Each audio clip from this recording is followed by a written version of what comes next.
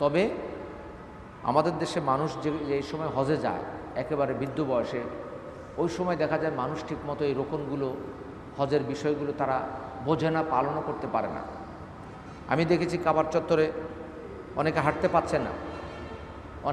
পারছে না, খোঁড়াচ্ছে।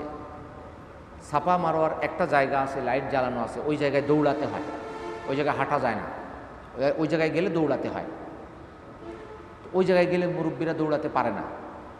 অনেক মুরব্বীকে দেখেছি দৌড়াতে গিয়ে আরও হোঁচট খেয়ে পড়ে গেছে।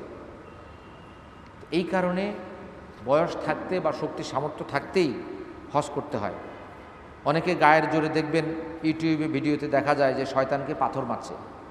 শয়তানকে গায়ের জোরে পাথর মারা এটা তো হজের কোনো মূল বিষয় না, ওইটাই হজের একটা পার্ট মাত্র। কাবাকে 7 বার তাওয়াফ করা, সাফা মারওয়ায় 7 বার সাই করা, এই যে শক্তি সামর্থ্যের ব্যাপার, এগুলো হচ্ছে মূল কাজ। এই জায়গাগুলো অবশ্যই আপনাকে আমাকে করতে হবে। এই কারণে একটু শক্তি সামর্থ্য অবস্থায় হজে যেতে হয়, বৃদ্ধ বয়সে না যাওয়াই ভালো। আমার স্ত্রী মারা গিয়েছে, তার নামে কোরবানি দেওয়া যাবে কি না? কারো নামে কোরবানি দেওয়া যাবে না, পক্ষ থেকে কোরবানি দেওয়া যাবে। যে আমার মৃত স্ত্রীর পক্ষ থেকে আমি কোরবানি দিচ্ছি, সেটা জায়েজ আছে। রাসূলুল্লাহ সাল্লাল্লাহু আলাইহি ওয়াসাল্লাম বলেছেন যে আমার পক্ষ থেকে এবং আমার উম্মতের পক্ষ থেকে আমি কোরবানি দিচ্ছি। ওই সময় রাসূলুল্লাহ সাল্লাল্লাহু আলাইহি ওয়াসাল্লামের অনেক উম্মত জীবিত ছিল, আবার অনেক উম্মত তার হাতে ইসলাম গ্রহণ করেছেন, তারা মৃত্যুবরণও করেছেন, আবার আমরা তার পরবর্তীতে ছিলাম।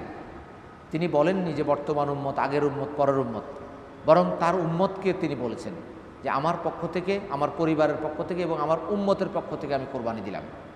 তাহলে বোঝা গেল যে যে কারো পক্ষ থেকে, সে জীবিত হোক আর মৃত হোক, দেওয়া জায়েজ আছে। অনেক সময় জামাতে সালাত আদায় করার জন্য ইকামত দেওয়ার জন্য লোক পাওয়া যায় না, ইকামত ছাড়াই জামাত হবে কি?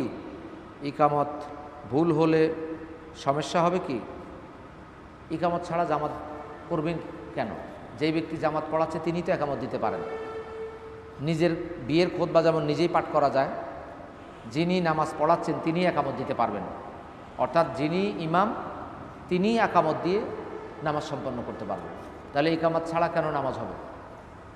ইমাম নিজেই ইকামত দিয়ে সালাত আদায় করাবেন, এতে কোনো সমস্যা হবে না।